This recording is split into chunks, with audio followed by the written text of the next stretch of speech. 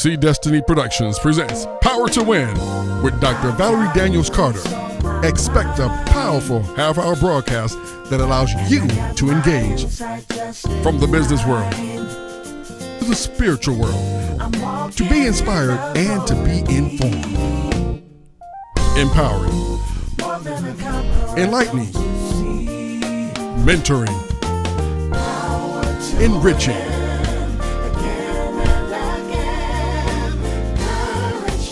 Please like us on Facebook and follow us on YouTube and Instagram.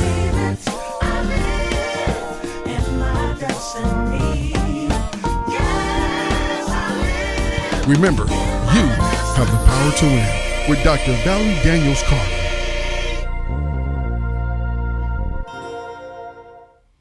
Good evening, and thank you for joining with me for another impactful evening. Oh my goodness, we are here tonight to empower and encourage you. You are listening to Dr. Valerie Daniels Carter, Power to Win, and this is See Destiny, a See Destiny production that we're bringing to you tonight. Won't you allow me to share a prayer with you as we open this session of Power to Win? O Lord, our God, how excellent is thy name in all the earth, from the rising of the sun until the going down of the same. Your name is worthy to be praised. And we praise and magnify you for just being a phenomenal God. You're great. You have all power, all knowledge, and we just bow in humble submission to you as being the Lord of lords and the King of kings. So bless us now this evening as we impart these words of wisdom to these your listeners. This is my prayer. In Jesus' name, amen. Again, welcome to Power to Win, the Reality of Recovery Series 3. Take a moment to like, share, and tag this broadcast. Our emphasis over the past several weeks and weeks to come will be on expecting the unexpected. And as I've previously shared with you, what might seemingly be a shocker to us is not a surprise to God.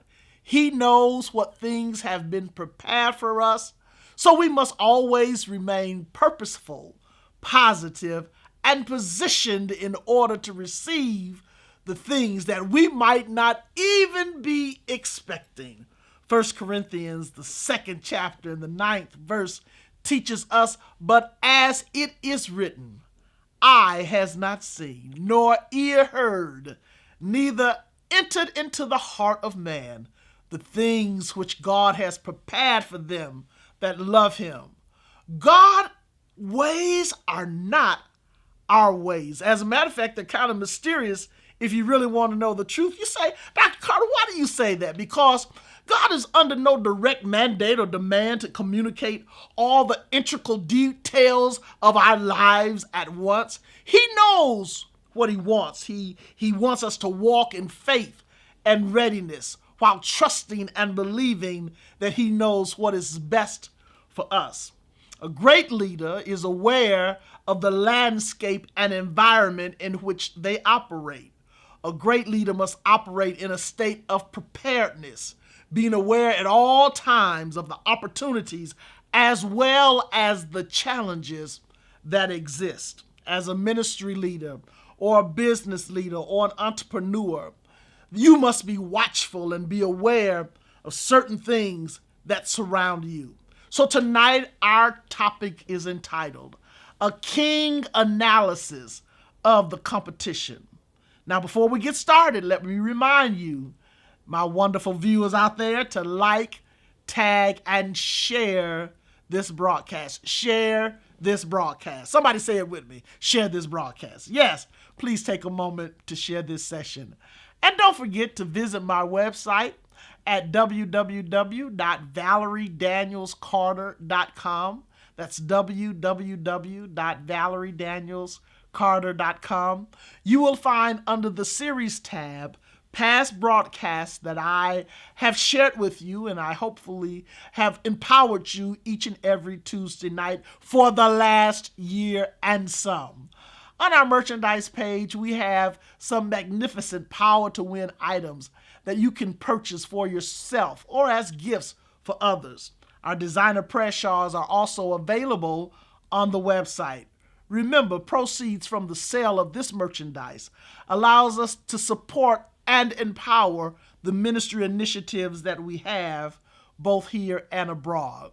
So, if you're an avid reader, check out books that I have written, the last two being From Pandemic to Promise and The Journey of a Winner. These are books that will certainly be a blessing to you. So let's get started tonight with our topic, Expected, the Unexpected, a king analysis of the competition.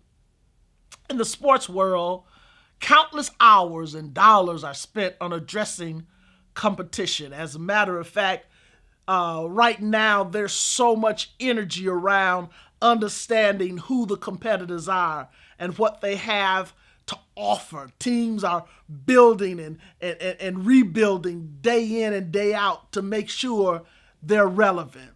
But to build a successful business or ministry, you have to have products and services that stand out from the competition. Average is not good enough. I'm going to say that one more time. Average is not good enough. Because in a competitive environment, you can't afford to wait until the attack has begun. You have to be positioned to be able to withstand when the attack has already happened. You got to be able to be equipped with what you need in order to survive and to stand. It's like an ant. The ant doesn't wait until the wintertime comes in order to be ready for winter. All summer long, the ant is making ready for the winter, and you have to do the same. You have to understand and be clear on who your competitors are and what they bring to the market. Many businesses and emerging ministries do not have elaborate marketing departments or budget for marketing intelligent firms. So tonight, I'm going to give you and share with you 5 simple steps that, we as average business people can follow in order to conduct our own competitor analysis. I wish I could say I had $10 million to go out there and do the analysis that you need. I don't. And if I had it, I wouldn't spend it on that. Okay, no. But we're going to take a moment and talk about 5 simple steps that will help you to understand how to measure your competition and your competitor. Although this may appear to be singularly focused on businesses, ministry leaders, if you're wise, you'll listen to what I'm saying tonight because it applies to your ministry as well. The first thing you must do is you got to identify who your competitors are. You have to know what competition is. What is a competitor? A competitor is someone who targets the same market segments as you with a similar product. They are your competition. Let me tell you that one more time. It's someone who targets the same market segment as you with a similar product. That is your competition. McDonald's, Burger King, and Wendy's, because they offer hamburgers, is your competition. Generally, competitors or competition is divided into 3 categories. The first category is direct competition. These are businesses that offer the same product and services to the same clients within the same territory. So they kind of look just like you look, and you have to understand how you're going to distinguish yourself from a direct competitor. So we have the direct competitor. Then we have what's called secondary or indirect competition.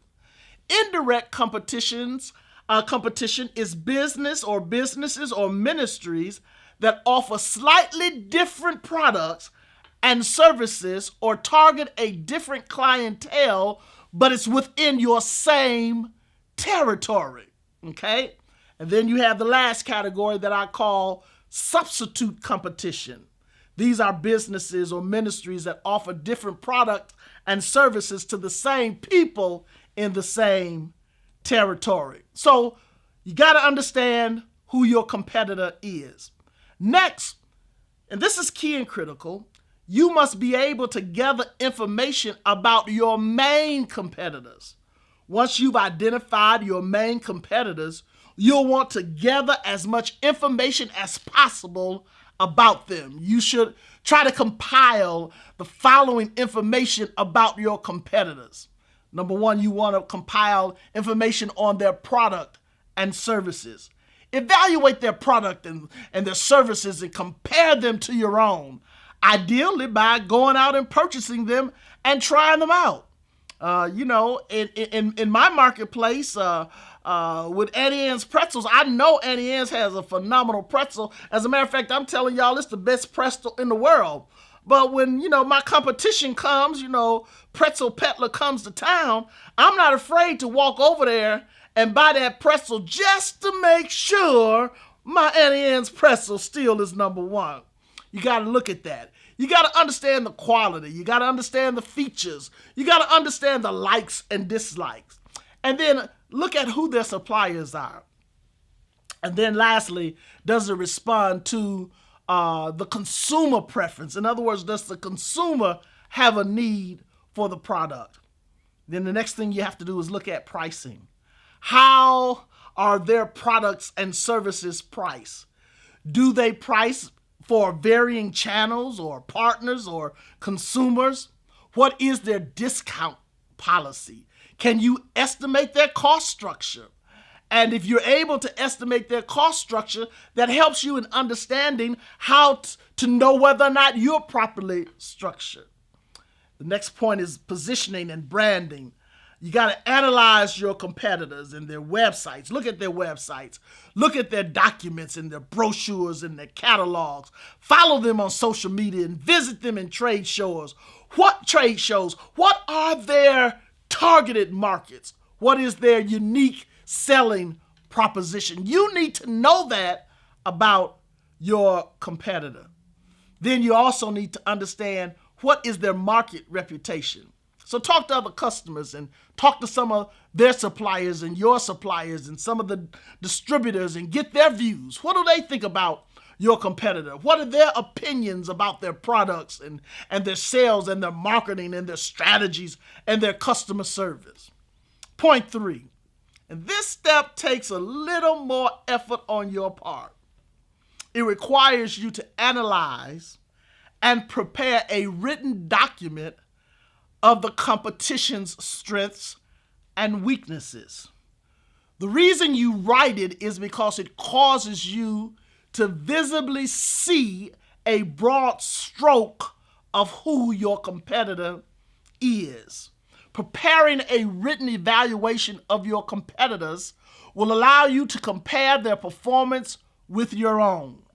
Force yourself to listen to your competitors and write out their respective strengths and weaknesses. Are they popular because of their location or their visibility? Are they popular because of the quality of their people? Are they popular because they're priced right, or they may even be priced higher than you? Or does their product lack any feature that you know the consumer demands? Write all of this analysis down. This analysis will give you an idea of how you can adapt your strategy to counter their strengths and take advantage of their weak points. And yes, that really does apply to ministries as well. Look at some other ministries' brochures and see who they're targeting and understand what they're offering. Remember, our overall series tonight is talking about the unexpected and what we can expect as the unexpected result from understanding who our competition is. Point 4, and I like to discuss this point because so often people don't understand this point. Don't be afraid and don't think you have to hide or be secretive about what you're doing. In reality, it's healthy to talk to your competitors directly. It's a good idea to get to know them. It's a good idea to understand what they do. In fact, taking that first step can often lead to a relationship that's beneficial for both sides. And indeed, it's not unusual for two companies to compete sometimes and then cooperate at other times. I was on the phone the other day talking to a hotel, and I said, well, what happens if you're overbooked and I've booked these rooms? And the individual that I was speaking to said, don't worry about it. So there's another property down the street, and we have a relationship with them that if we're overbooked, they will receive our guest. And if they're overbooked, we will receive their guests. So, for example, a competitor may be willing to refer customers to you even if, they're not in position to serve them, because they understand that you're still in the market and they want to satisfy their customers. Not that they want to give you so much business, but they understand what it is to be in business. And you can't be jealous of one another. You have to be able to understand and appreciate the value that each brings to the table. So you have to know, trust, and like what you do, and also understand that they have to trust, know, and like what your intent is. And even if you can't come to an understanding with your competitor, talking to them can still help you to gather information that helps you to differentiate your business in the market. Don't be afraid as a ministry to communicate with one another. Listen, some people are better suited at one ministry versus another. So ministers, don't get all bent out of shape because somebody else or somebody that was in your church transfers to another church. It's all about the soul. Where can their soul grow and be nurtured?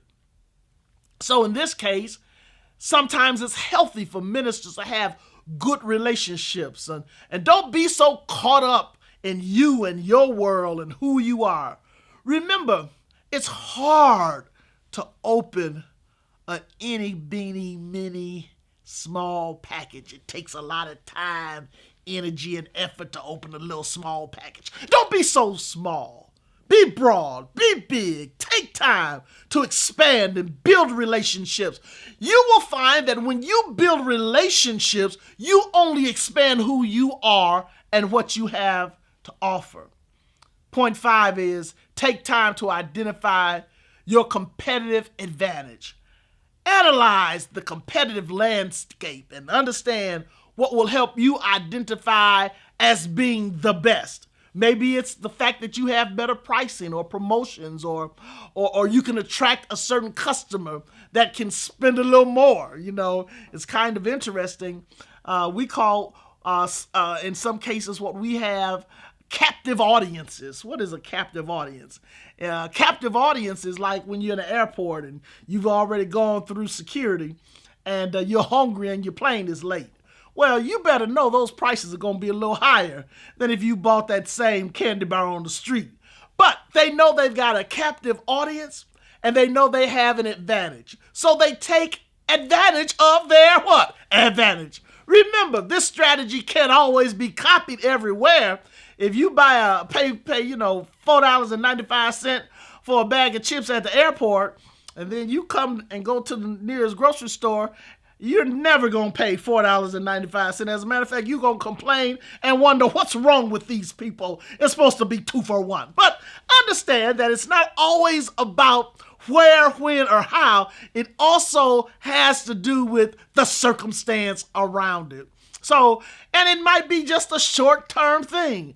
There are times when I'm traveling and I may spend a little extra money for some earbuds if I lose my earbuds. But if I'm home, I'm going straight to one of the, tech stores and get me some earbuds that's on sale. So that's the same thing it is in business. Understand and identify what it takes for you in order to do well.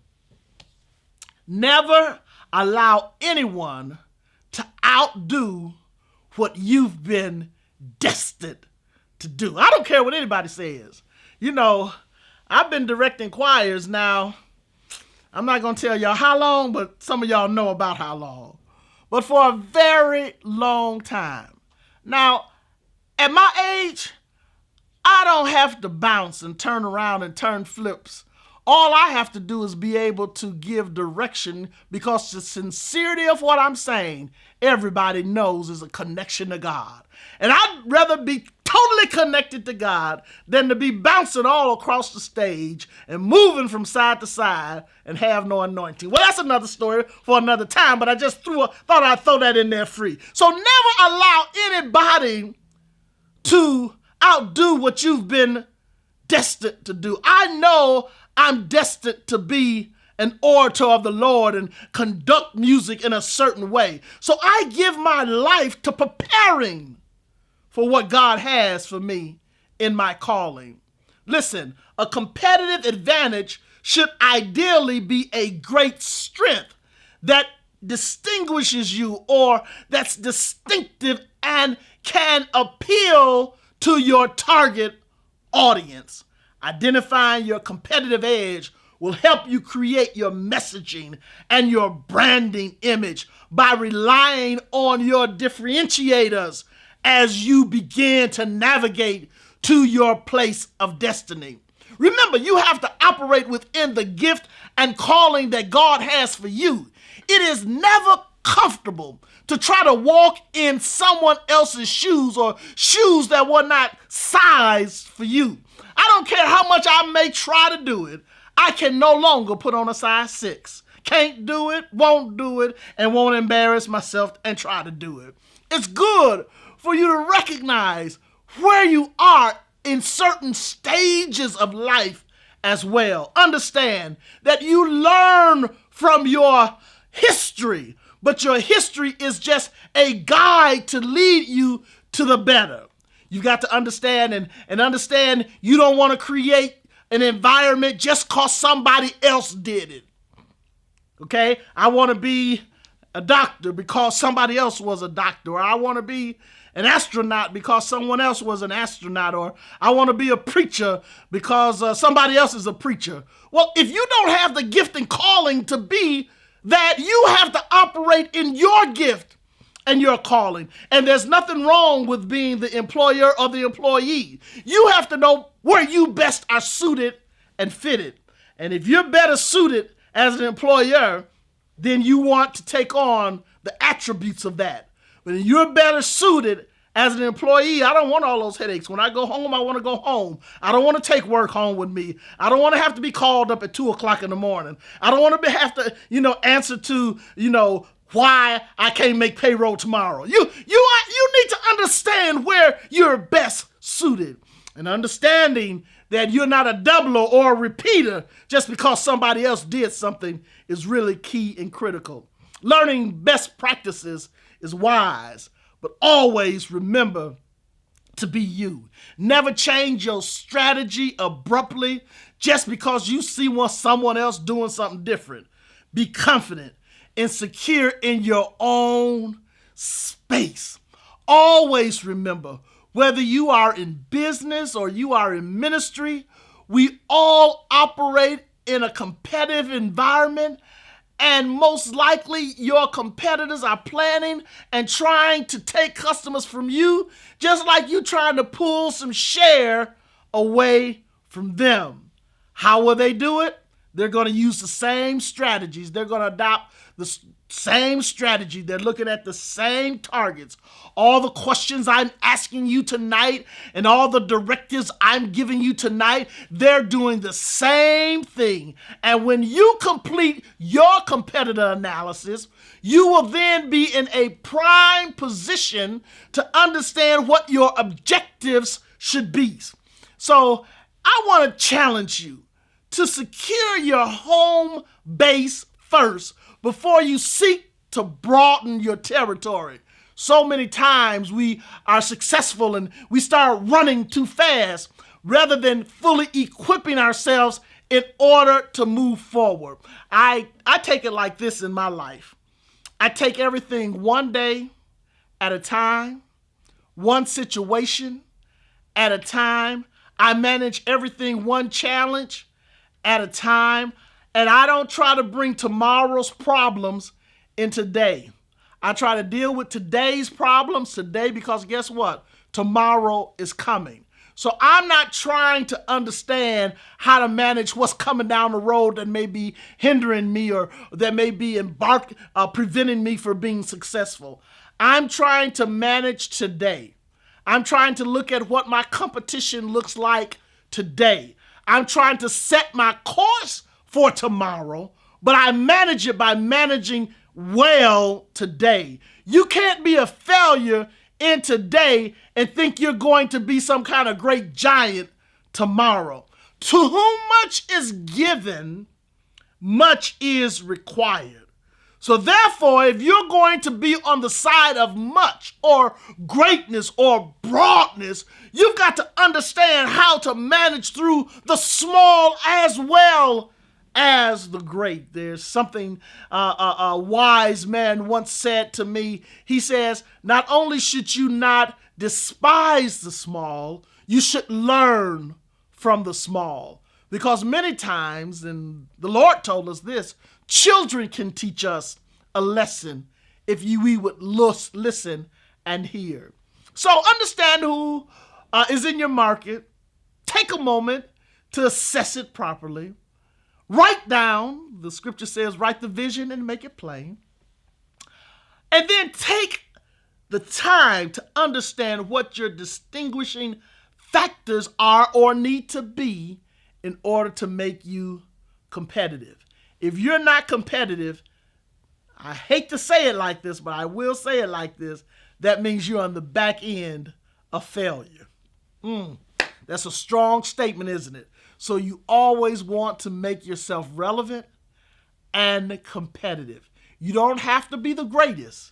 Just be relevant to who you are and to what God has for you, and you will find greatness. Well, my time is out. Remember, this series is about expecting the unexpected tonight. And tonight we've kind of shared with you the importance of a keen analysis and doing that analysis of your competition. Won't you close in prayer with me? Father, for all things, we are thankful for these, your listeners. Thank you for the time that you've given us to share, and help us to see the vision, and help us to write it and make it plain so that we may run with it and be successful with it. And even as we are confronted with our competitors, we will be greater because greater is he that is in us than he that is in the world. Thank you so much for joining with me tonight. Take a moment to share this broadcast. Remember, we're in the series of Expecting the Unexpected. God has something wonderful in store for you. Visit my website at www.valeriedanielscarter.com. And until next week, may the Lord bless you real good.